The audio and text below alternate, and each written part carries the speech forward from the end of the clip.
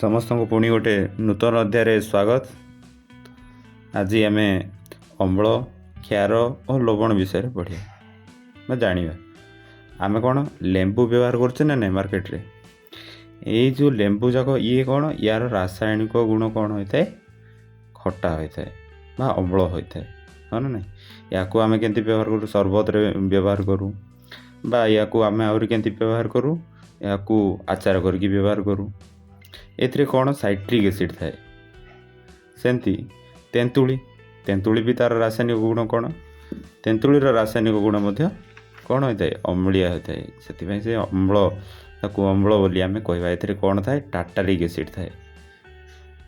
ଆଉ ରହିଲା ଭିନେଗାର ମଧ୍ୟ ଆମେ କ'ଣ ଆମେ ସବୁ ଜିନିଷରେ ବ୍ୟବହାର କରୁଛୁ। ଯେମିତି ସାଲାଡ଼ରେ ବ୍ୟବହାର କରୁଛୁ, ଆମର ଫାଷ୍ଟ ଫୁଡ଼୍ ଆଇଟମ୍ ଯେଉଁ ତୁମେ ଖାଉଛ, ଚାଉମିନ୍, ରୋଲ୍, ଏସବୁ ଜିନିଷରେ କ'ଣ ଭିନେଗାର ୟୁଜ୍ କରାଯାଉଛି। ଏହା ମଧ୍ୟ କ'ଣ ଅମ୍ଳୀୟ। ସେମିତି ତା ଭଳି ଆହୁରି କେତେ ଜିନିଷ ଅଛି, ଯେମିତିକି ଚିନି, ତାକୁ ମିଠା ଲାଗେ।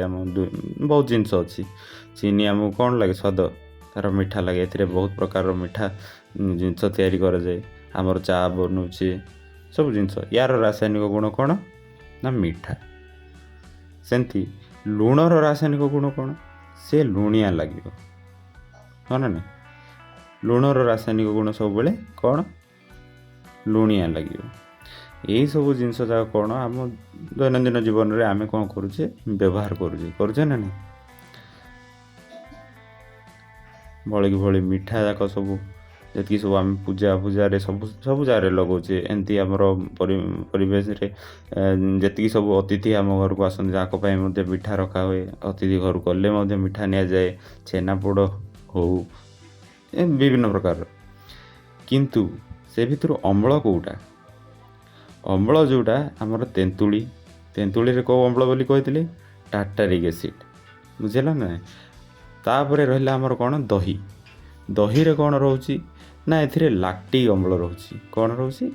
ନା ଲାକ୍ଟିକ୍ ଅମ୍ଳ। ଇଏ ମଧ୍ୟ କ'ଣ? ୟାର ରାସାୟନିକ ଗୁଣ କ'ଣ? ଅମ୍ଳ ବା ଅମ୍ଳିଆ, ବୁଝିହେଲା ନା ନାହିଁ।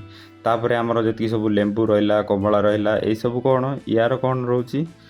ସାଇଟ୍ରିକ୍ ଏସିଡ଼୍ ରହୁଛି। ଏଥିରେ କେଉଁ ଏସିଡ଼୍ ରହୁଛି? ସାଇଟ୍ରିକ୍ ଏସିଡ଼୍ ରହୁଛି। ସେଥିପାଇଁ ତା'ର ଗୁଣ ହେଉଛି, ରାସାୟନିକ ଗୁଣ ହେଉଛି କ'ଣ? ଅମ୍ଳିଆ। ଆମର ଅରେଞ୍ଜ ଜୁସ୍ ଯାକ ଯେତିକି ସବୁ, କମଳା ରସ, ବୁଝିହେଲା କି ନାହିଁ। ଏଗୁଡ଼ିକ କ'ଣ ରହୁଛି? ଏଥିରେ ସାଇଟ୍ରିକ୍ ଏସିଡ଼୍ ରହୁଛି। ସେଥିପାଇଁ ଇଏ ଅମ୍ଳିଆ। ଆଉ ଅତ୍ୟଧିକ ଅମ୍ଳିଆ ଯଦି ହେବା ଯୋଗୁରୁ କ'ଣ ହେଉଛି? ଆମ ଦେହ ବେଳେବେଳେ ବି ଝାଡ଼ି ଦେଇଥାଏ।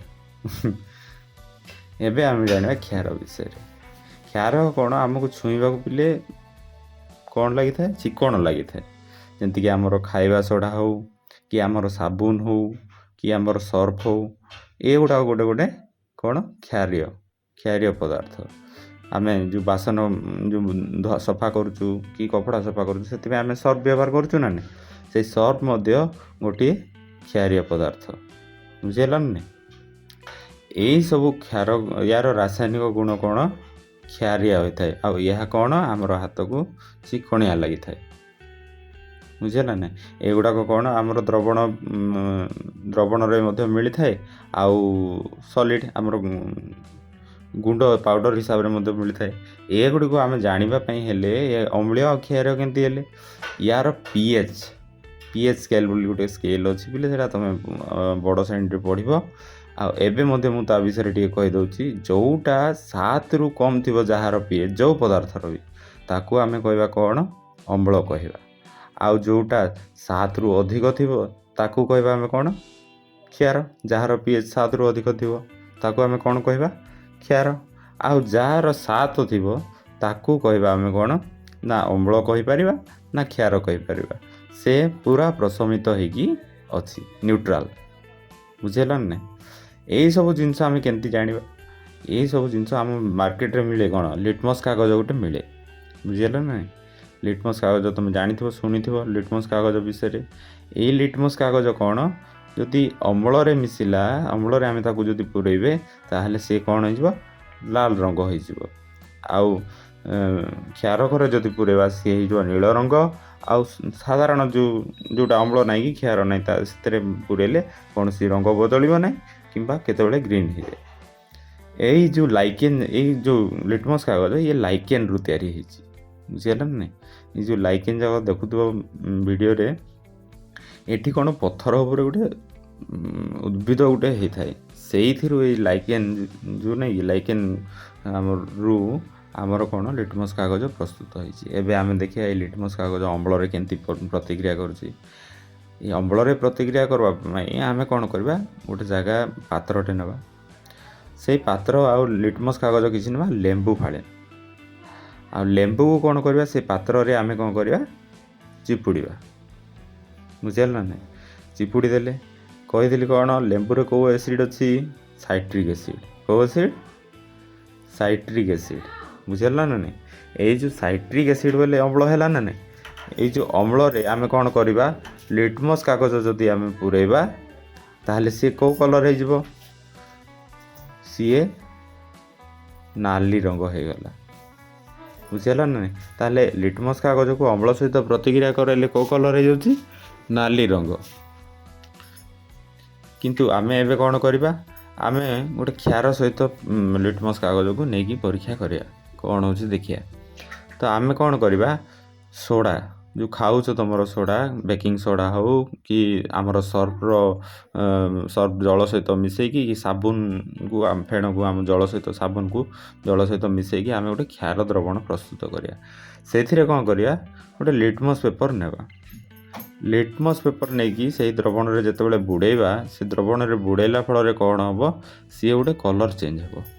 ସିଏ କେଉଁ କଲର୍ ଚେଞ୍ଜ ହେବ, ଯେ ନୀଳ କଲର୍ ହେଇଯିବ। ସିଏ କ'ଣ ହେଇଯିବ, ସେ ନୀଳ କଲର୍ ହେଇଯିବ। ଇଏ କ'ଣ, ଲିଟମସ୍ କାଗଜ ଆମର କ୍ଷାରୀୟ ଦ୍ରବଣ ସହିତ ମିଶିଲେ ସେ ଆସ୍ତେ ଆସ୍ତେ କ'ଣ ହେବ, ନୀଳ କଲର୍ ହେଇଯିବ। ବୁଝିଗଲା ନା ନାହିଁ। ତ ଇଏ ଗଲା ଆମର ଅମ୍ଳ ଆଉ କ୍ଷାର ସହିତ ପ୍ରତିକ୍ରିୟା କଲେ।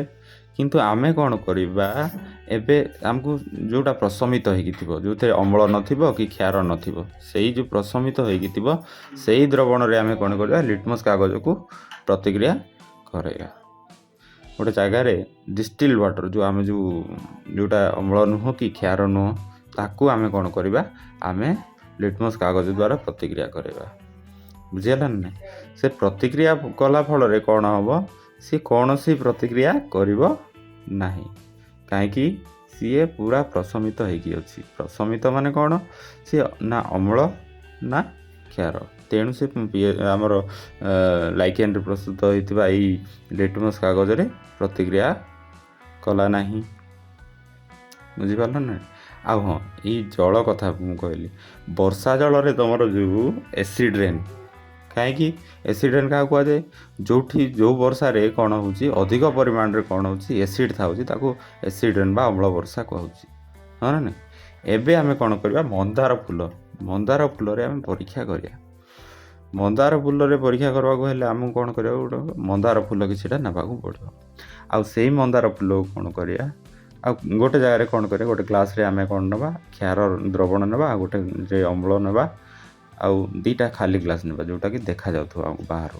ବୁଝିଗଲା। ତାପରେ କ'ଣ କରିବା, ଏଇ ମନ୍ଦାର ଫୁଲକୁ ପ୍ରସ୍ତୁତ କରିବା। ଏଇଭଳି ଭାବରେ ପ୍ରସ୍ତୁତ କରିବା, ଜଳ ନେଇକି ସେଥିରେ କ'ଣ କରିବା, ଗରମ କରିବା। ଗରମ କଲା ଫଳରେ ସେ ମନ୍ଦାର ଫୁଲଟା ଭଲରେ ସେ ଜଳରେ ମିଶିଯିବ। ମିଶିଗଲା ପରେ ତାକୁ କ'ଣ କରିବା, ଆମେ ଭଲରେ ମିଶିଛି ନା ନାହିଁ, ତାକୁ ଆମେ କ'ଣ କରିବା, ସେ ଯେଉଁ ସଫା ଗ୍ଲାସ୍ ଦୁଇଟା ନେଇଥିଲେ, ସେ ସଫା ଗ୍ଲାସ୍ ଦୁଇଟାରେ ଆମେ ତାକୁ ପୂରେଇବା। ବୁଝିଗଲା ନା। ଦୁଇଟା ଗ୍ଲାସ୍ରେ ଆମେ କ'ଣ କରିବା, ଏକୁ ଭାଗ କରିକି ପୂରେଇଦେବା। କାହା ସହିତ କେମିତି ଅମ୍ଳ ଆଉ କ୍ଷାର କେମିତି ପ୍ରତିକ୍ରିୟା କରୁଛି ଦେଖିବା। ବୁଝିପାରିଲ। ତ ଉପର ଗ୍ଲାସ୍ଟା ଯେଉଁଟା ରହୁଛି, ହଁ ସେଇ ଏଇ ଗ୍ଲାସ୍ଟା, ଏଇଟା ହେଉଛି କ'ଣ, କ୍ଷାର ଦ୍ରବଣ, ଯେଉଁଟା ଆମର କ୍ଷାରିଆ। ବୁଝିଗଲା କି ନାହିଁ। ତାକୁ ଆମେ କ'ଣ କରିବା, ଯେଉଁ ଆମର ମନ୍ଦାର ଫୁଲ ନେଇଥିବା ସେଇ ମନ୍ଦାର ଫୁଲରେ ମିଶାଇବା। ମିଶାଇଲା ପରେ ଆମେ କ'ଣ ଦେଖିବା, ସେଇଠି ଆମର କଲର୍ କ'ଣ ହେଇଯାଉଛି, ନା ଗ୍ରୀନ୍ କଲର୍ ହେଇଯାଉଛି। ଗ୍ରୀନ୍ ମାନେ କ'ଣ, ଆମର ସବୁଜ କଲର୍। ଆଉ ଅମ୍ଳ ସହିତ ଏବେ ଯଦି ମିଶାଇଲେ ବୋଇଲେ ସିଏ କ'ଣ, ଏଇଟା ଗ୍ରୀନ୍ କଲର୍ ହେଇଗଲା। ଗ୍ରୀନ୍ କଲର୍ ହେଇଗଲା କାହା ସହିତ, କ୍ଷାରୀୟ ଦ୍ରବଣ ସହିତ। କିନ୍ତୁ ଆମର ଯେଉଁ ଅମ୍ଳ ସହିତ ମିଶିଲା ପରେ କ'ଣ ହେଉଛି, ଆମେ ଦେଖିବା। ଦେଖ, ଏଇଟା କ'ଣ ଗ୍ରୀନ୍ କଲର୍ ହେଉଛି ନା ନାହିଁ, ଏ କ୍ଷାରୀୟ ଦ୍ରବଣ ସହିତ ଗ୍ରୀନ୍ କଲର୍ ହେଲା। ଗ୍ରୀନ୍ କଲର୍ ଏଠି ଜଣାପଡ଼ୁନି ଟିକେ ଭଲରେ, କିନ୍ତୁ ଏହା ଗ୍ରୀନ୍ କଲର୍ ଦେଖାଯାଏ, ଫେର୍ ବି ଜଣାପଡ଼ୁଛି। ବୁଝିଗଲା କି ନାହିଁ, ଗ୍ରୀନ୍ କଲର୍। ଆଉ ଯେଉଁ ଅମ୍ଳ ସହିତ ପ୍ରତିକ୍ରିୟା କରିବା ଫଳରେ ସିଏ କ'ଣ ହେବ, ଗାଢ଼ ପାଟଳ ବା ପିଙ୍କ କଲର୍ ହେଇଯିବ ସିଏ। ବୁଝିହେଲା? ଅମ୍ଳ ସହିତ ପ୍ରତିକ୍ରିୟା କଲେ କ'ଣ ହେବ, ପିଙ୍କ କଲର୍। ଏଇଭଳି ଏଇସବୁ ମନ୍ଦାର ଫୁଲ ଗୋଟେ ସୂଚକ ଭାବରେ ଆମର ସୂଚନା ଦେଇଥାଏ। ଯେଉଁଟା ଗ୍ରୀନ୍ କଲର୍ ହେଇଯିବ ସେଇଟା ହେଉଛି କ୍ଷାରୀୟ, ଆଉ ଯେଉଁଟା ଅମ୍ଳ ସେଇଟା କ'ଣ, ଗାଢ଼ ପାଟଳ ବା ପିଙ୍କ କଲର୍ର ହେଇଯିବ। ଆଉ ଯେଉଁଟା କିଛି ବଦଳିବ ନାହିଁ ସେଇଟା ପ୍ରଶମିତ ହେଇକି ଅଛି। ବୁଝିହେଲା ନା? ଆଉ ଗୋଟେ ସୂଚକ ଅଛି ଆମର କ'ଣ, ହଳଦୀ। ହଳଦୀ ସୂଚକକୁ ଦେଖିବା ପାଇଁ ଆମେ ଗୋଟେ ପେପର୍ ନେବା, ଆଉ ଗୋଟେ ପାତ୍ର ନେବା, ସେଥିରେ କିଛି ହଳଦୀ ଦେଇକି ଜଳ ଦେଇକି ତାକୁ ଆମେ ଗୋଟେ ଦ୍ରବଣ ବନେଇବା, ଆଉ ଘାଣ୍ଟିକି ଭଲ ଭାବରେ ଘାଣ୍ଟିକି ତାକୁ ପେପରରେ ଆମେ କ'ଣ କରିବା, ପୁରା କଲରିଂ କରିବା। କଲର୍ ହେଇଯିବ। କଲର୍ ହେଲା ପରେ କ'ଣ କରିବା, ସେ କଲର୍ରେ ଆମେ କ'ଣ କରିବା, ଗୋଟେ ଦ୍ରବଣ ନେବା, ଆମେ ଦୁଇଟା ଦ୍ରବଣ ନେବା, ଗୋଟେ କ୍ଷାରୀୟ ଦ୍ରବଣ ନେବା, ଆଉ ଗୋଟେ ନେବା କ'ଣ, କ୍ଷାରୀୟ ଦ୍ରବଣରେ କ'ଣ, ସାବୁନ ହଉ ସର୍ଫ ହଉ, ତୁମେ ଯେଉଁଟା ବି ନେଇପାରିଲ, କି ସୋଡ଼ା ହଉ, ତାକୁ କ୍ଷାରୀୟ ଦ୍ରବଣ ଗୋଟେ ନେବ। କ୍ଷାରୀୟ ଦ୍ରବଣ ଗୋଟେ ନେଇ ସାରିଲା ପରେ ଆମେ କ'ଣ କରିବା, ଗୋଟେ ଅମ୍ଳ ତ ଆମେ ସହଜରେ ପାଇଯିବା ନା, ଲେମ୍ବୁ, ସାଇଟ୍ରିକ୍ ଏସିଡ଼। ଏଇ ଅମ୍ଳ ଆଉ ଗୋଟେ ପାତ୍ରରେ ଆମେ କ'ଣ କରିବା, ସଂଗ୍ରହ କରିବା। ସଂଗ୍ରହ କଲା ପରେ ଆମେ କ'ଣ କରିବା, ସେ 2 ଜଣକୁ ବ୍ୟବହାର କରିବା ପାଇଁ ଆମେ 2ଟା କଟନ୍ ଲିଡ୍ ନେବା। ଏଇ କଟନ୍ ଲିଡ୍ରେ କ'ଣ ହେବ, ଆମେ ସେ 2ଟା ଦ୍ରବଣକୁ ଆମେ ଏଇ ହଳଦୀ ପେପରରେ ଆମେ ବ୍ୟବହାର କରିବା। ଯେତେବେଳେ ଆମେ କ୍ଷାରୀୟ ଦ୍ରବଣର ପେପରରେ ୟୁଜ୍ କରିବା, ସିଏ କ'ଣ ହେଇଯାଉଛି ଯେ ସେ ନାଲି କଲର୍ ହେଇଯାଉଛି। କିନ୍ତୁ ଅମ୍ଳୀୟ ଦ୍ରବଣ ବ୍ୟବହାର କଲେ ସେ କ'ଣ ହେଉଛି, ପୁଣି ସେ ପୂର୍ବ ଅବସ୍ଥାକୁ ଫେରି ଆସୁଛି, ପ୍ରଶମିତ ହେଇକି ପୂର୍ବ ଅବସ୍ଥାକୁ ପଳେଇ ଆସୁଛି। ବୁଝିହେଲା ନା ନାହିଁ? ତ ଏଇସବୁ ପ୍ରକ୍ରିୟାରୁ ଆମେ କ'ଣ, କ୍ଷାରୀୟ ଦ୍ରବଣ ଖାଲି ଆମେ ଏଥିରେ ଜାଣିପାରିବା ଯେ ହଳଦୀ ସୂଚକ ଦ୍ୱାରା ଆମେ କ'ଣ କରିବା, ଖାଲି କ୍ଷାରୀୟ ଦ୍ରବଣକୁ ଆମେ ଭଲ ଭାବରେ ଜାଣିପାରିବା। ବୁଝିହେଲା ନା? ଇଏ ଗଲା ଆମର କ'ଣ, ହଳଦୀର ସୂଚକ। ହଳଦୀରେ କ'ଣ ହେଉଛି ନା, ଇଏ କ୍ଷାରୀୟ ଦ୍ରବଣ ସହିତ ପ୍ରତିକ୍ରିୟା କଲେ କ'ଣ ହେଉଛି, ନାଲି କଲର୍ ହେଇଯାଉଛି। କିନ୍ତୁ ଆଉ ଗୋଟେ ଜିନିଷ, ଲିଟମସ୍ କାଗଜ ଯେଉଁ ଦେଖିଲେ, ଏ ଲିଟମସ୍ କାଗଜ ଆହୁରି ଗୋଟେ 2 ପ୍ରକାରର ଥାଏ। ଗୋଟେ ନୀଳ ଲିଟମସ୍ କାଗଜ ଥାଏ, ନାଲି ଲିଟମସ୍ କାଗଜ ଥାଏ। ଯେଉଁଟା ଆମର ଅମ୍ଳ, ସେଥିରେ କ'ଣ ହେବ, ନାଲି ଲିଟମସ୍ କାଗଜ କ'ଣ ହେଇଯାଏ, ନୀଳ ହେଇଯାଏ। ଆଉ କ୍ଷାର ଯେଉଁଟା ଦ୍ରବଣ ହେଇଥିବ, ସେ କ୍ଷାରରେ ଯଦି ଆମେ ନୀଳ ଲିଟମସ୍ କାଗଜ ଯଦି ପୁରେଇବା ବୋଲେ ସିଏ କ'ଣ ହେଇଯିବ, ନାଲି ହେଇଯିବ। ବୁଝିହେଲା ନାହିଁ? ଅମ୍ଳ ସହିତ କ'ଣ ହୁଏ, ନାଲି ଲିଟମସ୍ କାଗଜ ନୀଳ ହେଇଯାଏ, ଆଉ କ୍ଷାର ସହିତ ନୀଳ ଲିଟମସ୍ କାଗଜ ନାଲି ହୋଇଯାଏ। ବୁଝିହେଲା କି? ତ ଆମେ କ'ଣ କରିବା, ଏଇ ଅମ୍ଳକୁ ଆଉ କ୍ଷାରକୁ କ'ଣ କରିବା, ଗୋଟେ ଜାଗାରେ ମିଶାଇବା। ମିଶାଇଲା ପରେ କ'ଣ ହେଉଛି ଦେଖିବା। ଯେମିତିକି ଅମ୍ଳ ନେଲି ଗୋଟେ ମୁଁ HCl, ହାଇଡ୍ରୋକ୍ଲୋରିକ୍ ଏସିଡ଼, ଆଉ କ୍ଷାର ଗୋଟେ ନେଲି NaOH, ଯେଉଁଟା ସୋଡ଼ିୟମ୍ ହାଇଡ୍ରୋକ୍ସାଇଡ଼। ସେଇଟା ପ୍ରତିକ୍ରିୟା କଲା ଫଳରେ କ'ଣ ହେଲା, ଜଳ ସୃଷ୍ଟି ହେଲା ଆଉ ଲବଣ ସୃଷ୍ଟି ହେଇଗଲା। ତାହେଲେ ଏ ଅମ୍ଳ ଆଉ କ୍ଷାର ପ୍ରତିକ୍ରିୟା କଲେ କ'ଣ ହେଉଛି, ଜଳ ଏବଂ ଲବଣ ସୃଷ୍ଟି ହେଉଛି, ଆଉ କିଛି ମାତ୍ରାରେ ସେଇଠି କ'ଣ, ତାପ ସୃଷ୍ଟି ହେଉଛି। ଏଇ ପ୍ରକ୍ରିୟାକୁ କ'ଣ କୁହାଯାଏ, ପ୍ରଶମନୀକରଣ କୁହାଯାଏ। ବୁଝିହେଲା ନାହିଁ? ତାହେଲେ ପ୍ରଶମନୀକରଣ କେମିତି କରାଯାଏ ଆମ ଦୈନନ୍ଦିନ ଜୀବନରେ, ଯେ ଯଦି କିଛି ଅମ୍ଳ ହେଇଯାଇଥିବ, କୌଣସି ପଦାର୍ଥ ଯଦି ଅମ୍ଳ ହେଇଯାଇଥିବ, ତାକୁ କ୍ଷାର କରିବାକୁ କ'ଣ କରିବାକୁ ପଡ଼ିବ, ଆମକୁ କିଛି କ୍ଷାର ମିଶାଇବାକୁ ପଡ଼ିବ। ଆଉ ଯଦି କିଛି କ୍ଷାର ଅଧିକ ହେଇଯାଇଛି, ତାହେଲେ ତାକୁ ଆଉ କ'ଣ କରିବାକୁ ପଡ଼ିବ, ତା ସହିତ ତାକୁ ଆମକୁ ଅମ୍ଳ ଟିକେ ମିଶାଇବାକୁ ପଡ଼ିବ। ଏହି ପ୍ରକ୍ରିୟାକୁ କ'ଣ କୁହାଯାଏ, ପ୍ରଶମନୀକରଣ କୁହାଯାଏ। ଏଇ ଯେଉଁ ପ୍ରଶମନୀକରଣ ପ୍ରକ୍ରିୟାକୁ ଆମେ ଦେଖିବା। ଦେଖିଲେ କ'ଣ ହେବ, ଆମେ ପିଲେ ସୋଡ଼ିୟମ୍ ହାଇଡ୍ରୋକ୍ସାଇଡ଼ ଗୋଟେ ଦ୍ରବଣ ନେବା, ଆଉ ଗୋଟେ ହାଇଡ୍ରୋକ୍ଲୋରିକ୍ ଏସିଡ଼ ବୋଲି ଗୋଟେ ଦ୍ରବଣ ନେବା। ବୁଝିହେଲା ନାହିଁ? ହାଇଡ୍ରୋକ୍ଲୋରିକ୍ ଏସିଡ଼ର ଗୋଟେ ଦ୍ରବଣ ନେବା, ଆଉ ତାଙ୍କୁ ପ୍ରତିକ୍ରିୟା କରିକି ଦେଖିବା। ତା ପାଇଁ କ'ଣ କରିବା, ଆମେ ଖୋଲା କିଛି ବିକର ନେବା, 2ଟା ବିକର ନେବା, ଗୋଟେ ଇଞ୍ଜେକ୍ସନ୍ ନେବା। ଇଞ୍ଜେକ୍ସନ୍ରେ କ'ଣ କରିବା, ଗୋଟେ ଦ୍ରବଣରୁ ଆଉ ଗୋଟେ ଦ୍ରବଣକୁ ମିଶାଇବା। ମିଶାଇଲା ଫଳରେ କ'ଣ ପ୍ରତିକ୍ରିୟା କରୁଛି ଦେଖିବା।